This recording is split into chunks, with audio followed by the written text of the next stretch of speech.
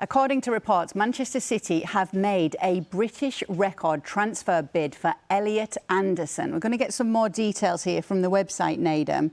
A verbal offer which is understood to be worth £106 million with potential performance-related add-ons which would take the value beyond £120 million for the Nottingham Forest player. What are your thoughts? So, personally, I think it does feel like it's a high fee, but I think he's an excellent player. And I think he's an excellent young player at that. And as far as some of these fees above £100 million go, there's potential that it could end up being worth it. Because if we were to name a few, because you said British there, because there's Alexander Isak, there's Florian Wirtz, there's Moises Caicedo, there's Enzo Fernandez, who are well above that 100 million mark as well.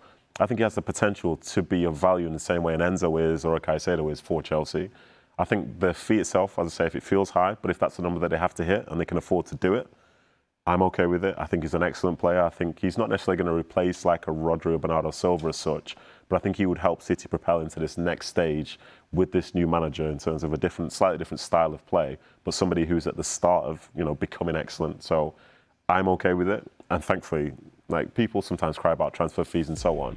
If you're not paying it yourself, why are you so bothered about what the number is?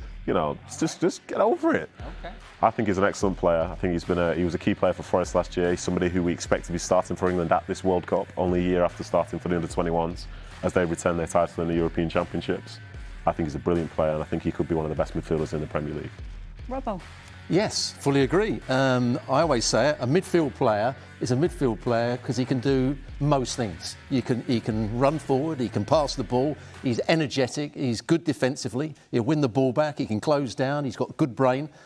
And I think he does everything you want from a midfield player. And when you look at Manchester City's team, Nico Gonzalez hasn't really quite done it. Rodri's not as fit as he once was. They're losing Bernardo Silva. Reinders has had his moments, but Elliot Anderson at the moment is, alongside Declan Rice, as the best midfield players in England. And it's a great signing, I think, for Man City, if they get him. It addresses a need for Manchester City, obviously. And in terms of the finances, since you're so concerned about the finances, well, I think if you're Manchester City, you want to jump ahead of the curve. Because what if Elliot Anderson has a blowout tournament in the World Cup? What if he has a great tournament and now that fee is not what we're talking about? We're thinking about something higher than that, and you get in a bidding war with somebody else. If you're Manchester City, you're jumping ahead of the curve and saying, okay, this is what we're putting forth. We can afford them. We need them. We need this profile of player. So in that sense, you would argue for Manchester City, get ahead of everybody else, get this done so that you don't have to worry about what happens during the World Cup and post-World Cup. Mm-hmm. What does it change for Manchester City if they are to get their hands on him?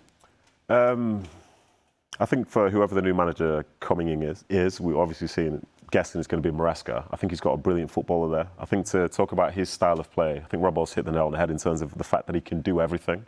And you could say, well, what's his best position? Well, for a Nottingham Forest, who didn't have the best of seasons, say, domestically compared to the year before, but they did make it to the semi-final of a European competition.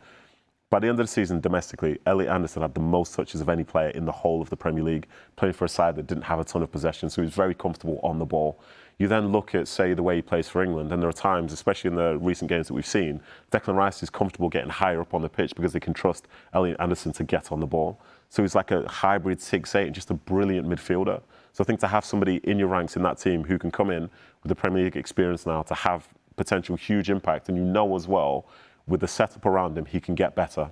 I think in the same way you saw it happen with England, it can happen domestically with Man City as well. So I think it's a brilliant midfielder to have, somebody who's starting to almost want to prove themselves at the highest sort of level, and he can start to build other things around him. I think seeing Bernardo Silva leave, seeing people like Gundogan and De Bruyne's leave in years gone by, there is like a void that's there.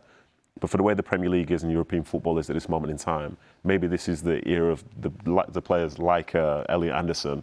And if he comes in City, as Ali said before, his value might be even higher.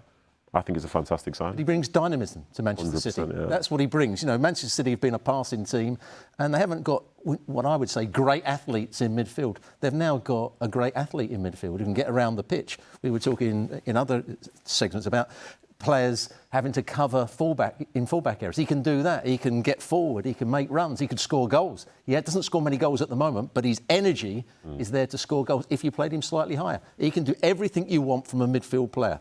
Does a player like that factor into the title race, his arrival, if it's to happen, Ellie, next year? Well, it addresses a bunch of needs. The guys have just mentioned some of the things that he would bring to Manchester City, and some of the things that Stewie just mentioned there.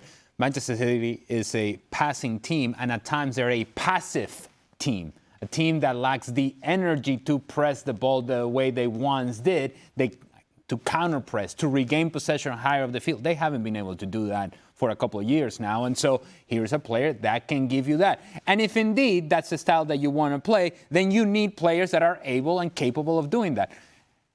It helps Manchester City to reestablish themselves and their style of play higher up the field rather than concerning themselves with cutting out transitions defensively. It helps to have Elliot Anderson. I don't think he's a title-winning player, but it helps to have a guy that makes your team far more solid. And it answers and checks a lot of questions and a lot of boxes for Enzo Maresca and Manchester City in thinking, how are we going to set up? Well, you have a lot more clarity when this guy is on the field. Yeah, for sure. And I think with Maresca potentially coming in, because we don't know that for definite at this moment in time, but I think Elliot Anderson's ability and style suits whatever the manager would want. And that's what it would be for, if it's not Maresca, whoever the next guy comes in. If it's defensive, it's attacking, high press, low press, mid block, whatever you want, he can do that. But I think in terms of the league title as well. Please, let's not use mid blocks and low blocks and high. To be fair, I don't think I said the mid one. You said mid block. That's high, low, middle of the field. Ali, he's going to block you. Yes, I am. Again, but what we played this game for 40 years. None of us used mid block, low block, and now all of a sudden it's sorry, I was trying to be all trendy, wasn't I? Yeah. But what I would say, I think this era now of the Premier League that's about to come, it's no longer the Guardiola, the Jurgen Klopp era where you need potentially 90-plus points to win a league title. I think it's nearly half the league have all had new managers come in. The most experienced manager in the Premier League right now, in terms of time at their football club, is Mikel Arteta. And we're talking about an Arsenal side that have won it with flaws, which we've all discussed on a week-to-week basis, even though they were the best side last season. So we're not sure for definite who the front runners are going to be next year alongside an Arsenal. And if the standard in terms of what it is to win the league is a little bit lower, then someone like an Elliot Anderson could be worth, say, 3, 4, 5 points. But it's also a sign of what maybe the modern midfield player has got to be. It's going back to the 80s, 90s, where midfield players had to be done out. We keep talking about, he's a holding midfield player, he's an attacking midfield player. A midfield player, you play in midfield because you can do both sides of the game. Yeah, and that's what Elliot Anderson can do. That's what Declan Rice can do. Maybe England could win the World Cup, you know. Not in your bracket. Whoa. No. The neck. Whoa. Yeah, you are off your block.